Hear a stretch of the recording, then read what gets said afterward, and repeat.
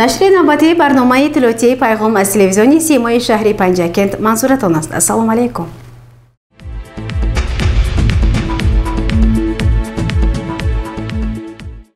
در شهر بوسونی پنجکند دوی ملی و ماراتون ولوسیپدرانی با اشتراک رهبری مقامات، تشکیلات کارخانه‌ها و شهروندان برگزار گردید.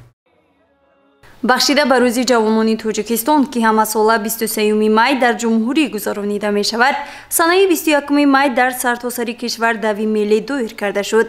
шаҳри панҷакент низ дар қатори дигар шаҳру навоҳии мамлакат ин чорабинии варзиширо баргузор намуд ки он бо иштироки бевоситаи раиси шаҳр Абдухолиқ Холиқзода доир гардид. дар ин ҳамоиши оммавии варзишӣ садҳо нафар сокинони шаҳр, кормандони идораву ташкилотҳо ва хонандагону донишҷӯён иштирок намуданд. иштирокчиён дар назди маҷмӯаи китобгирд омадаву ин чорабинии варзишӣ бо суханронии раиси шаҳр оғоз ёфт. ӯ дар бораи аҳамияти варзиш дар ташаккули ҷисмонӣ ва рӯҳии инсонҳо, таваҷҷӯҳи пайвастаи пешвои муаззами миллат ба рушди варзиш, бунёди иншооти гуногуни варзишӣ дар шаҳр, тарғиби оммавияти варзиш сухан намуд.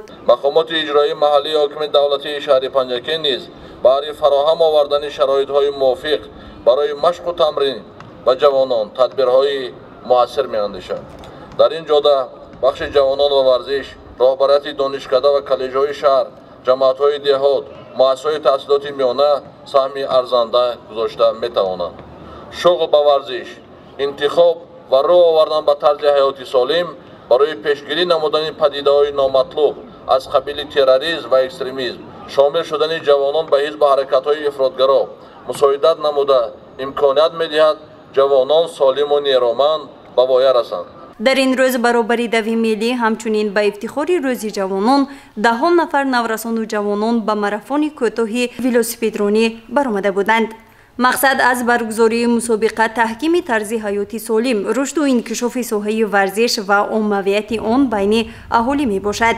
ёдрас мешавем ки дави миллӣ маъракаи умумии миллӣ буда барои солимӣ ва оммавияти варзиш баргузор карда мешавад. он дар асоси фармони президенти ҷумҳурии Тоҷикистон аз 28 апрели соли 2017 дар бораи рӯзи дави миллӣ ҳамасола дар ҷумҳурӣ якшанбеи 3 моҳи май гузаронида мешавад.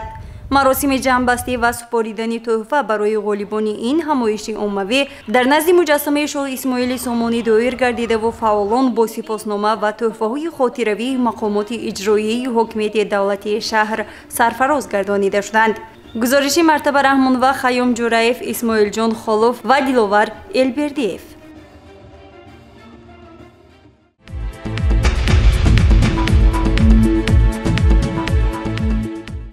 дар коллеҷи омӯзгории шаҳри Панҷакент намояндагони шӯъбаи минтақавии раёсати агентии назорати давлатии молиявӣ ва мубориза бо коррупсия дар Водии Зарафшон бо ҳайати устодону донишҷӯёни ин боргоҳи маърифат мулоқот намуданд.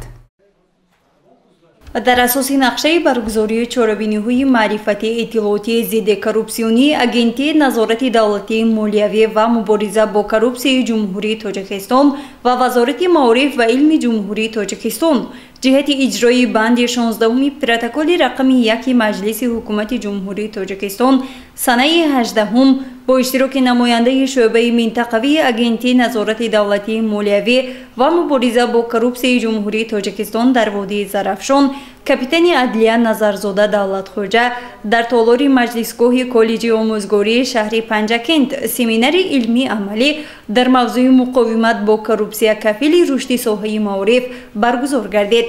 чорабиниро директори коллеҷи омӯзгории шаҳри Панҷакент Холов Ҷовид оғоз бахшида, сипас намояндаи агентии назорати давлатии молиявӣ ва мубориза бо коррупсияи ҷумҳурии Тоҷикистон дар Водии Зарафшон Давлатхоҷа Назарзода сухан намуд. ضمن سخنرانی خویش او قید نمود که مقصد از برگزاری سمیناری مذکور آموزش و تحلیل وضع واقعی مقاومت با کروپسیا در مؤسسه‌های مذکور و ترغیب و تشویق سندهای معیاری و حقوقی در سمت مقاومت با کروپسیا، اجرای طلبات استراتژی و برنامه دولتی ضد کروپسیونی، بلند برداشتن معرفت ضد کروپسیونی اهالی و فراهم آوردن فضای طاقت ناپذیری با کروپسیا، برطرف نمودن سبب و شرایط‌های با کروپسیا مساعدت کننده و در مجموع پس نمودن شدت کروپسیا، تقویت بخشیدن همکاری سودمند و معین‌سازی راه و اصول‌های ثمره‌بخش مقاومت با کروپسیا می باشد. تاکید کردید که ساحه معارفی کشور در برابر وظیفه‌های مهمی که بر دوش خویش دارد، نقش آن در بلند برداشتن معرفت ضد کروپسیونی اهالی مهم و نظررس می باشد.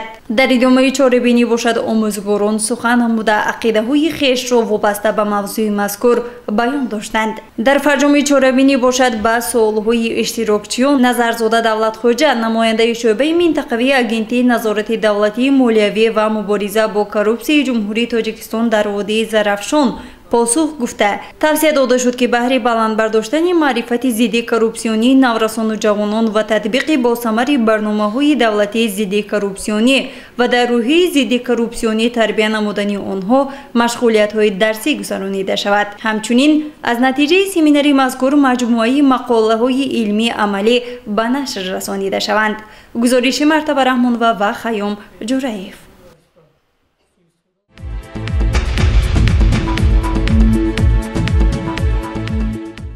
از طرف شرکت رخش تاکسی 3333 акции наврӯзӣ ҷамъбаст гардида ба ғолибон тӯҳфаи хотиравӣ супорида шуд. сол ба сол барои беҳбуд бахшидани вазъи хизматрасонии нақлиёти ҷамъиятӣ ҳукумати шаҳри панҷакент корҳои муҳимеро ба сомон расонида истодааст. аз ҷумла тӯли солҳои охир фаъолияти ширкатҳои таксиронӣ дар шаҳри панҷакент ба роҳ монда шудааст, ки ҳамарӯза ба сокинони шаҳру деҳоти панҷакент хидмат мерасонанд. аз ҷумла ширкати рахш таксӣ бо беҳбуд бахшидани сатҳи хизматрасониҳои худ шумораи зиёди мизоҷони худро дар ҳудуди шаҳру деҳоти панҷакент пайдо намуда ҳамарӯза ба меҳмонону мусофирони шаҳру деҳоти панҷакент хидмат мерасонад. яке аз шартҳои муҳими пешрафти фаъолияти ширкати рахш таксӣ ин ҳавасманд намудани мизоҷонаш мебошад. бинобар ин аз санаи 12 январ то санаи 9 майи соли 2023 бо мақсади дилгарм намудани мизоҷонаш ба хизматрасониҳои ширкати рахш таксӣ озмуни бурднокро дар байни муштариёнаш роҳандозӣ намуд.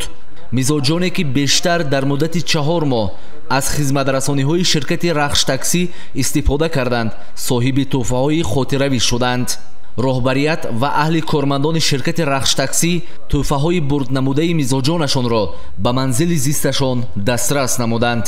зимни тӯҳфасупорӣ бобати ташкили ин иқдоми ширкати рахш таксӣ муштариён андешаҳояшонро чунин иброз доштанд.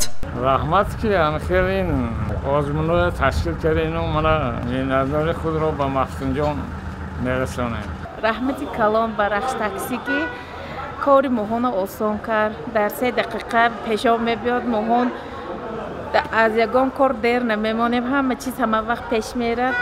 همین به رحمت کلان به تشکیل کنندگان پدرکه ها باید.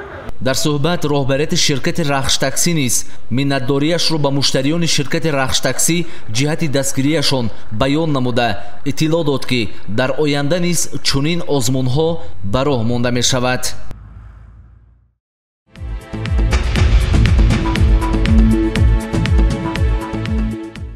یکی از چهره‌های شناخته‌ای فرهنگ و هنری شهر پنجکент هنرپیشه خلقی تاجیکستان خوسیت خوجایeva در سن 83 سالگی از عالم درگذشت. شادروان خوسیت خوجایeva 15 январи соли 1942 дар деҳаи кӯҳдомани ҷамоати деҳотӣ саразми шаҳри панҷакент таваллуд ёфта. пас аз хатми омӯзишгоҳи омӯзгории шаҳр фаъолияти ӯ асосан дар театри халқии шаҳри панҷакент идома ёфтааст.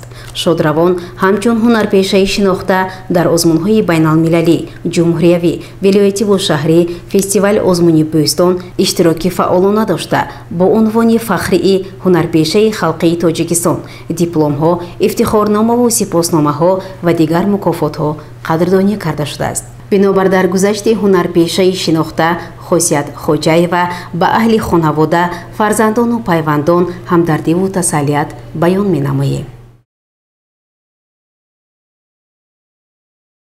бинандагони гиромӣ, дар ҳамҷо барномаи иттилоотии пайғом ба поён мерасад. барои ҳар яке шумо саломатиро хоҳонем. хайр, шоду пирӯз бошед.